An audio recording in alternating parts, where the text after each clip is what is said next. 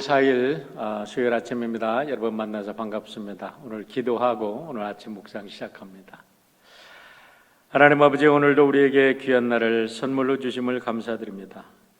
하지만 복된 날을 맞이하면서 죽는 것보다도 고통스러워 신음조차 할 수 없는 사람들도 있습니다. 주님의 말씀을 기억하게 하여 주시옵소서. 너희를 향한 나의 생각을 내가 안 하니 평안이요 재앙이 아니니라. 너희에게 미래와 희망을 주는 것이니라. 이제 이 말씀 위에서 저들이 위로받고 저들의 눈에서 눈물이 씻어지게 하여 주시옵소서.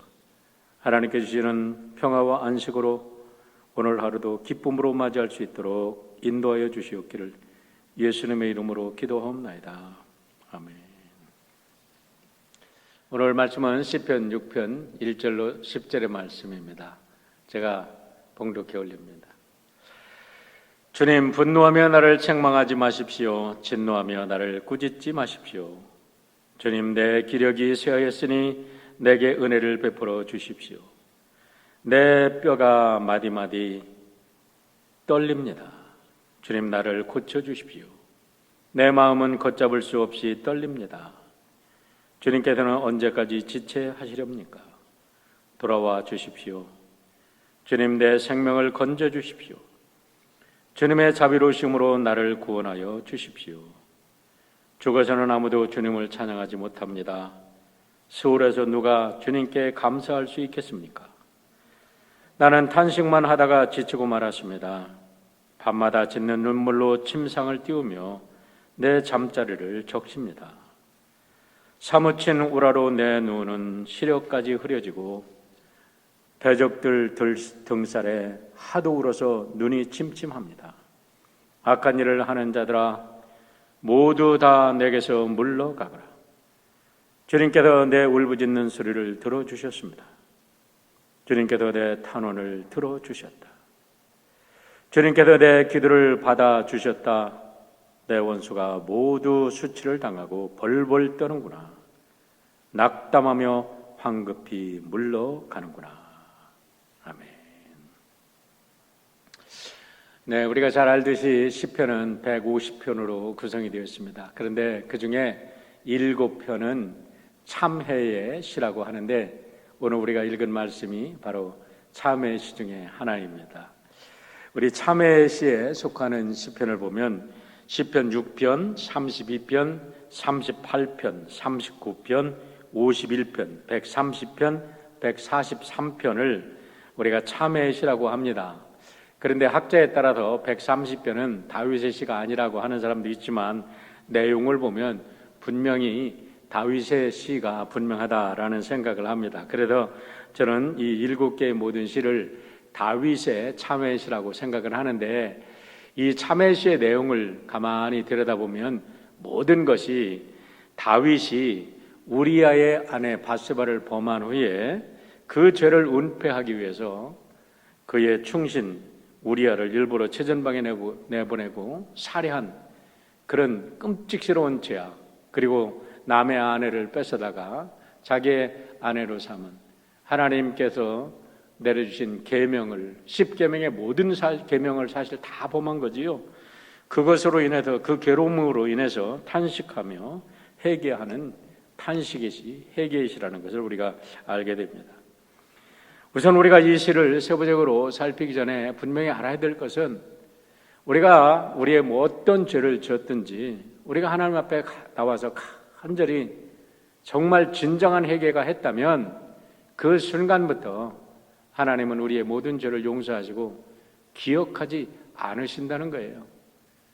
우리 이사야의 말씀처럼 우리의 죄가 주홍 같을지라도 흰눈같이 깨끗게 하시겠다고 하나님은 이미 약속을 해 주셨습니다. 하지만 인간사에는 다르다는 겁니다. 이것을 우리가 분명히 이해를 해야 돼요. 사람들은 결코 우리를 용서한다고 하지만 용서하지 않습니다. 용서는커녕 선한 사람들조차 시기하고 질투해서 어떻게든지 발을 걸어 넘어뜨리든지 죄악에 빠뜨려서 그 선인이 넘어지는 것을 보면서 쾌재를 부르는 것이 죄된 인간의 심성인 것을 우리는 경험하게 됩니다. 문제는 이 모든 죄악은 과거 속에서 이루어지기 때문에 비밀이 없다는 겁니다.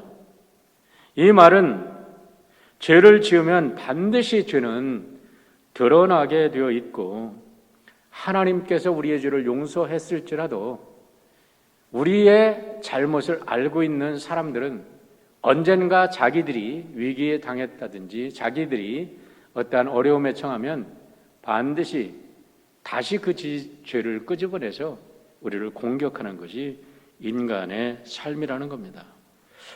오늘 본문뿐만 아니라 나머지 6개의 참회시를 비교해 보면 다윗은 철저히 하나님의 자비하심과 용서하심을 확신하고 있는 사람인 것을 믿습니다. 그런데 왜 이렇게 반복해서 하나님 앞에 나와서 이렇게 눈물로 용서를 구하는 걸까요? 하나님께 용서를 받았지만 끊임없이 사람들이 그의 약점을 붙잡고 그를 괴롭히고 그를 넘어뜨리려고 하기 때문인 것을 알게 됩니다. 사무엘하 7장 14절에 아주 굉장히 중요한 말씀이 있어요. 나는 그에게 아버지가 되고 그는 내게 아들이 되리니 그가 만일 죄를 범하면 내가 사람의 말과 매와 인생의 채찍으로 징계하려니와 라는 말씀이 있습니다. 사람의 매와 인생 채찍이라는 말이 얼마나 가슴 깊이 우리에게 새겨지는지 모릅니다. 다윗이 성전을 짓고자 할 때 나단을 통해서 하나님께서 말씀을 하십니다. 성전은 내가 지을 수 없어. 그러나 내가 내 아들을 통해서 반드시 성전을 짓게 하겠다. 그는 내 아들이 되고 나는 그의 아버지가 될 텐데, 너무나 놀라운 구약의 신약적 개념이 나타나요. 하나님이 아버지라는 개념이 여기서 나타나고 있다는 거예요. 거의 구약에서 하나님을 아버지라고 부르는 경우가 없는데 우리 하나님께서 그렇게 이제 다윗에게 너의 아들은 나의 아들이 되고 나는 그의 아버지가 되게 하겠다라는 말씀이 여기서 나온다는 거죠. 그런데 만약에 내 아들이 죄를 짓게 되면, 범죄하면 사람의 매와 인생 채찍으로 그를 다스리겠다라고 말씀하셨다는 것입니다. 나단이 다윗에게 이 말씀을 전했을 때 아마 다윗의 마음은 뼈저리게 정말 저의 영혼 깊은 곳이 새로운 전율을 느낄 정도로 고통스러웠던 옛날의 기억들을 했을지도 모르겠습니다. 밧세바를 범하고 우리아를 죽인 것을 밧세바도 압니다. 나단도 압니다. 다윗의 조카 남유다의 최고 장수였던 요압도 너무나 잘 알고 있었습니다. 급기야 그의 죄의 값은 큰아들 암논으로 이어지고 셋째 아들 압살롬의 반역으로 절정에 이르러서 다윗은 자신의 음란한 죄값이 얼마나 끔찍스럽게, 하나님의 언약의 말씀이 얼마나 끔찍스럽게 자신의 삶 속에서 이루어지고 있는지, 인간의 매와 사람 채찍으로 끝없이 고통당할 수밖에 없는 인간의 현실을 하나님께서 얼마나 정확하게 지적했던 것을 그는 기억했을 것입니다. 1절로 4절의 말씀을 다시 읽어보겠습니다. 주님, 분노하며 나를 책망하지 마십시오. 진노하며 나를 꾸짖지 마십시오. 주님, 내 기력이 쇠하였으니 내게 은혜를 베풀어 주십시오. 내 뼈가 마디마다 떨립니다. 주님, 나를 고쳐주십시오. 내 마음은 걷잡을 수 없이 떨립니다. 주님께서는 언제까지 지체하시렵니까? 돌아와 주십시오. 주님, 내 생명을 건져 주십시오. 주님의 자비로우심으로 나를 구원하여 주십시오. 여러분, 이 말씀을 묵상할 때 하나님이 용서하지 않으셨기 때문에 다윗이 계속해서 하나님 앞에 나와서 용서를 구하는 것일까요? 아닙니다.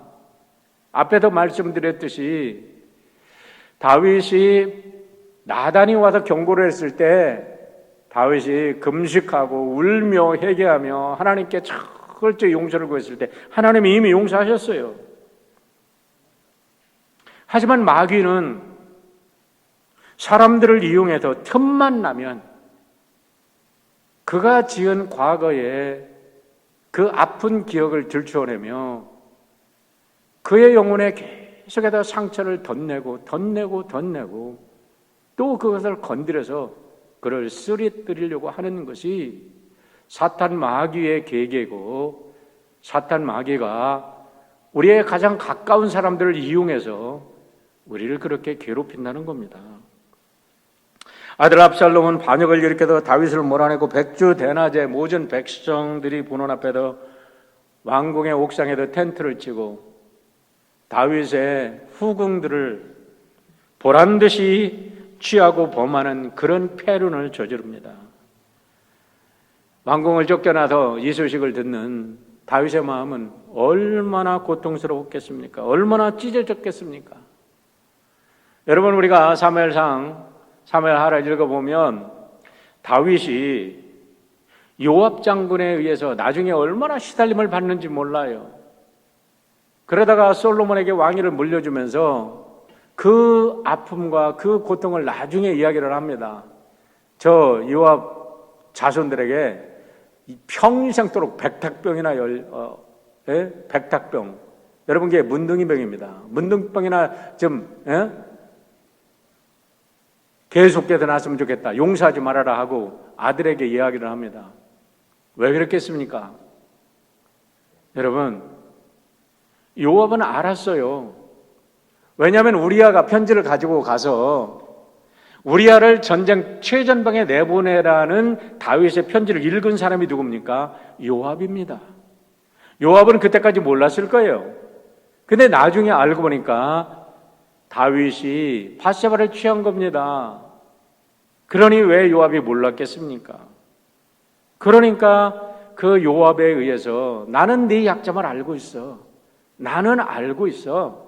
나는 알아. 나는 너를 알아. 그랬으니 다윗이 요압을 어떻게 쳐낼 수도 없고 어떻게 건들 수가 없는 거예요. 하지만 후에 한들 다시 엎질러진 물을 담을 수가 없고 오직 그가 할 수 있는 일은 그 영혼의 고통에도 자신을 구해 달라고 하나님께 기도할 수밖에 없었던 것을 우리는 본문에도 찾아볼 수 있는 거예요. 4절에 보세요. 돌아와 주십시오. 주님, 내 생명을 건져 주십시오. 주님의 자비로우심으로 나를 구원하여 주십시오. 그래요.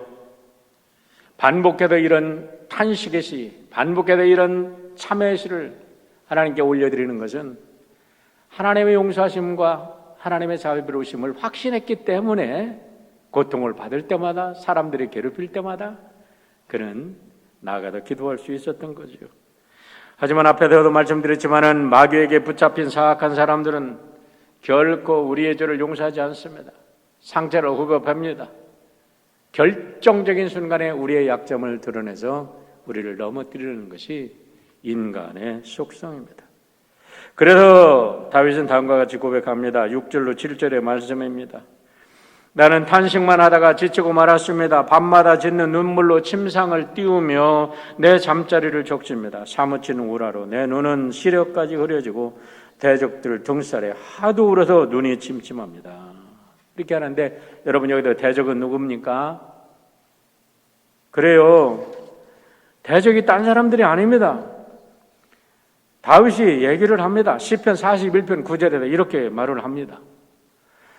내가 신뢰하여 내 떡을 나누어 먹던 나의 가까운 친구도 나를 대적하여 그의 발꿈치를 들었나이다 라고 말합니다. 대적이 누구라고요? 내가 신뢰하던, 그러다 내 떡을 나누어 먹던 나의 가까운 친구입니다. 내가 잘 될 때 내 밑에서 아양을 떨면서 당신밖에 없다고, 당신을 추앙한다고, 당신을 존경한다고, 당신을 경외한다고 얘기했던 그 사람들이에요. 그런데 막상 다윗이 어려움을 당하자 그들은 다윗의 약점을 붙잡고 다윗을 괴롭혔던 것을 알게 됩니다. 결국 다윗이 그렇게 고통스러웠던 것은 그렇게 사랑하는 자기의 가족과 아들과 그렇게 사랑해서 이스라엘을 통일시켰던 그의 조카 요압 장군, 또 그의 위의 사람들에 의한 배신감에 울부짖고 있는 것입니다. 평소에는 그렇게 입안에 혀처럼 굴던 자들이 다윗의 약점을 보자 돌아서서 그의 등 뒤에서 칼을 꽂으러 달려드는 모습을 보고 다윗은 자신이 얼마나 자신을 사랑하고 믿어주셨던 하나님을 배신하고 하나님의 등에 칼을 꽂은 자신의 모습을 지금 오버랩되면서 그 아픔 때문에 자신의 그 비참한 모습 때문에 침상이 물에 뜰 정도로, 침상을 띄울 정도로 온 요가 물로 적셔질 정도로, 눈물로 적셔질 정도로 울며 회개하고 있는 겁니다. 그런 다윗에게 하나님은 놀라운 은총을 베풀어 주십니다. 그럴 때마다 하나님은 그에게 다시 세워주십니다. 하나님께서는 그의 영혼에 평안을 주시고 눈물로 죄악을 씻어내자 하나님은 그에게 용서와 은혜의 확신을 다시 한번 주십니다. 그래서 다윗은 9절과 10절에도 이렇게 고백하는 거예요. 주님께서 내 탄원을 들어주셨다. 주님께서 내 기도를 받아주셨다. 내 원수가 모두 수치를 당하고 벌벌 떠는구나. 낙담하며 황급히 물러가는구나. 여기서 우리는 다윗이 어떻게 이런 고백을 했는지 다시 한번 생각하게 됩니다. 시편 30편 5절의 말씀을 보시길 바랍니다. 다윗의 너무나 놀라운 고백이에요. 그의 노여움은 잠깐이요 그의 은총은 평생이로다. 저녁에는 울음이 깃들지라도 아침에는 기쁨이 오리로다. 사랑하는 성도 여러분, 여러분께 질문을 드립니다. 혹시 여러분 과거의 죄책감 때문에 시달리는 분 없습니까? 하나님은 용서하신 것 같은데 계속해서 사람들이 나의 약점을 붙잡고 나를 넘어뜨리려고 하지는 않습니까? 내 마음속에 사탄 마귀가 계속해서 나를 유혹하며 너는 아무것도 아니야. 너는 가면 쓴 자야. 너는 아주 가식 그 자체야. 너 가면을 벗어던져. 너는 nothing이야. 아무것도 아니야. 그렇게 우리를 괴롭히고 있지 않습니까? 혹시 그런 괴로움에 오늘도 시달리며 오늘 이 하루를 맞는 분은 혹여나 아니 계십니까? 여러분 믿으시길 바랍니다.